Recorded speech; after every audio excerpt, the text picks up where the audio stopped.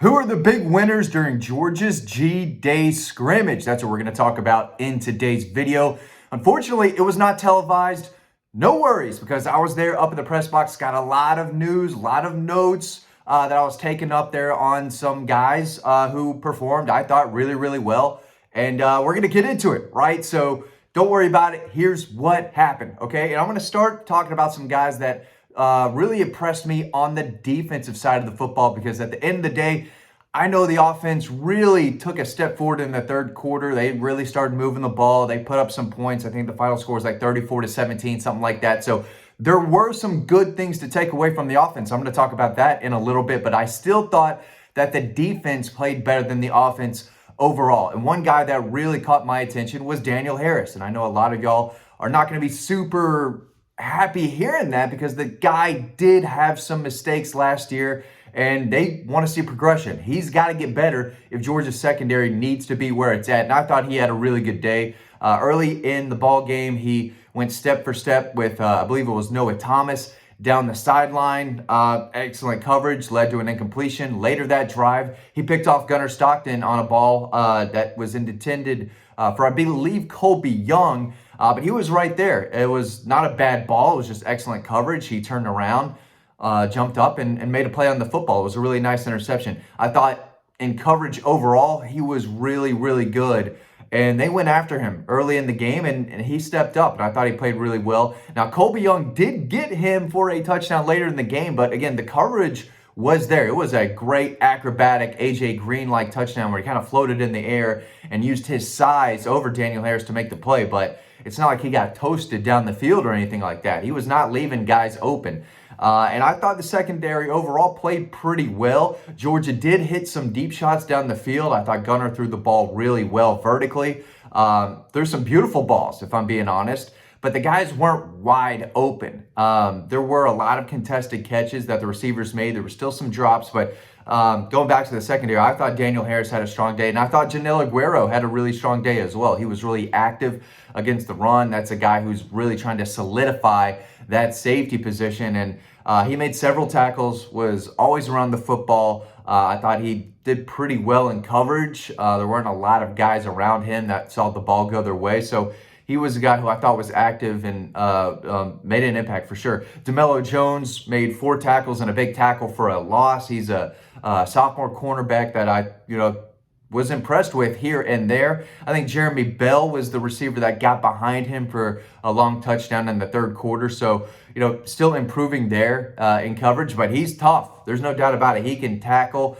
He's a really good athlete, and he had a big tackle for a loss about 5 yards behind the line of scrimmage. I think it was on a like an end around to Dwight Phillips Jr., and he snuffed it out and got in the backfield in a hurry and made a big tackle. It was really nice. As far as Ellis Robinson goes, he was out there and he played with both teams.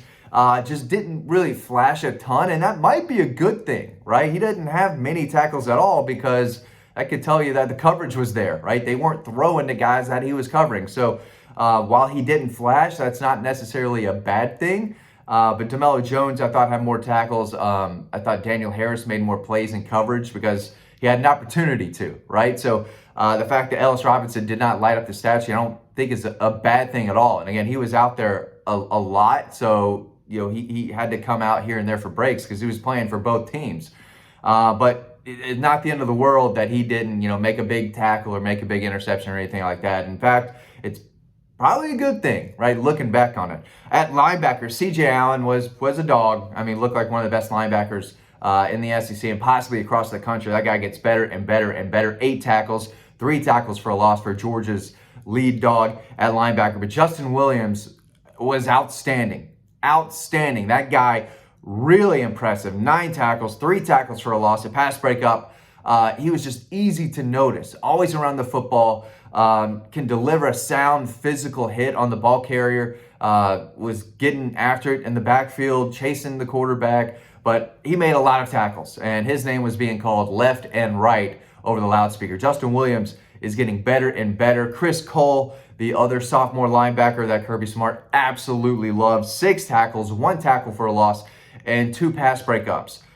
So they were active in coverage. They were active around the line of scrimmage. I think Justin Williams' pass breakup came at the line of scrimmage where he batted one of those balls down. I don't think it was a pass breakup in coverage down the field, but those guys are really, really good linebackers, and they were outstanding, I thought, for that second team defense. Freshman cornerback Dominic Kelly had an interception on Ryan Puglisi. If I remember correctly, it was just miscommunication with Puglisi and the wide receiver. I think he took off down the field instead of, coming back on a comeback route. Dominic Kelly had eyes on the quarterback and noticed it. The ball was in the air, and he stopped and was able to make a play on it and took it down the sidelines about 30 yards. So he was a freshman cornerback that opened some eyes. Elijah Griffin, I know a lot of people are wondering how he did. He's the 5-star, top 5 recruit. I thought he was okay. I think he made like 1 or 2 tackles, and I think brought some pressure here and there. Just didn't make, a gigantic jaw-dropping wow play or anything like that. But he's good. He had a good spring. And didn't exactly light up the stat sheet, but, that's okay. He's an interior guy, and, that was his first scrimmage. Again, the guy should be in high school still. So, we'll see. He is...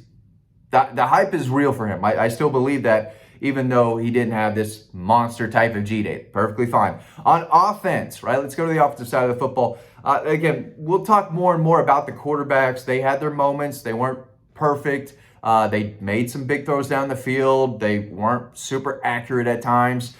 But like I said, I thought the defensive backs played really well. The receivers, here and there made some plays for them and made a tough catch in traffic with some tight coverage, but it wasn't like these guys were running wide open down the field. So the quarterbacks really had to work for everything they had. Even the passes down the field, I didn't think they were wide open. They were somewhat open, and Gunnar Stockton made some big throws, and the ball zips out of Ryan Puglisi's hand. There's no doubt about that. But as far as the playmakers go, I thought Ethan Barbour was, I thought he had a nice day, 3 catches for 34 yards.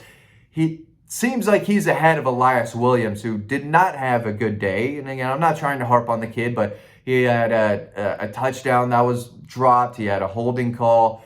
There was a play where he was open down the seam. Ryan Puglisi was trying to get it to him, and I thought that's where he wanted to go with it. Could have been a really nice gain, but he wasn't looking back. He wasn't looking for the football, and Puglisi kind of had to buy time and drop it off to the running back down in the flats. But it was there down the seam for a big play, but he wasn't ready. So he's got some developing to do, but he certainly looks the part. He is a big kid, and I think when the light bulb starts to click for him, whether it's in the fall or next season or whenever, the kid's going to make a lot of plays. But wasn't his best day. I think he missed a block or 2 that led to a tackle for a loss. But Ethan Barbour, I thought, showed some soft hands and was able to make some plays in the passing game. Lawson Lucky had 2 early catches for 32 yards. May have been on that first drive or within the first 2 drives. After that, we didn't see much from him as far as targets go. Jaden Riddell had only 1 target, and it was 1 catch for 15 yards. I think he may have got a little banged up after that play because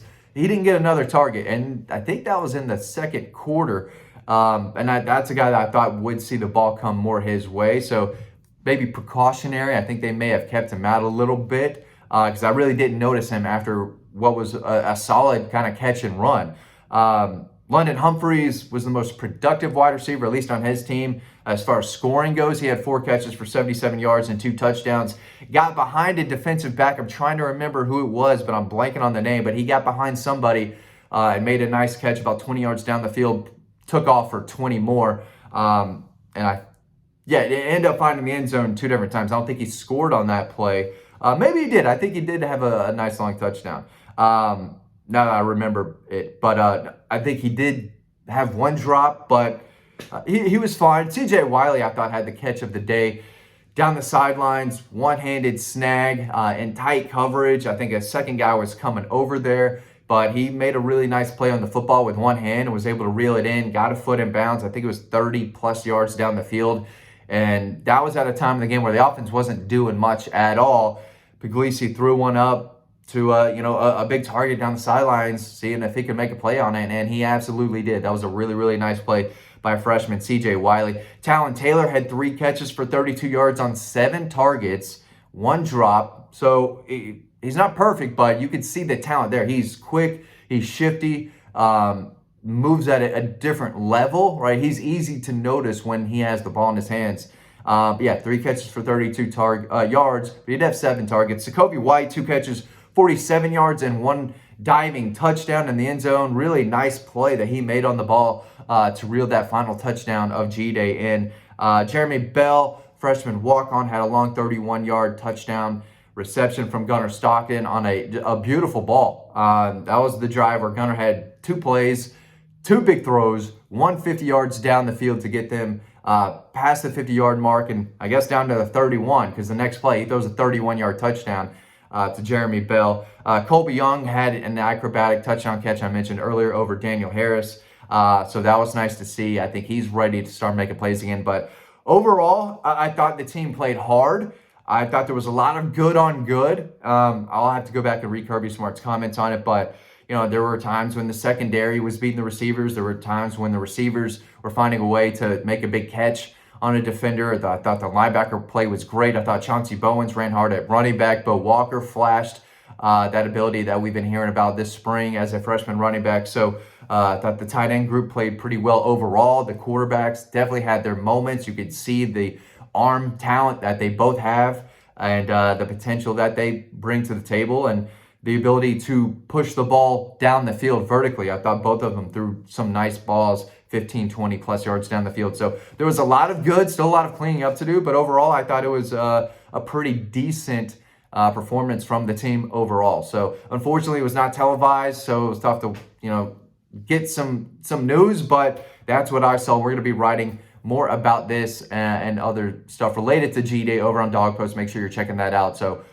thanks for watching. I hope you learned something, and I'll see you over on the website.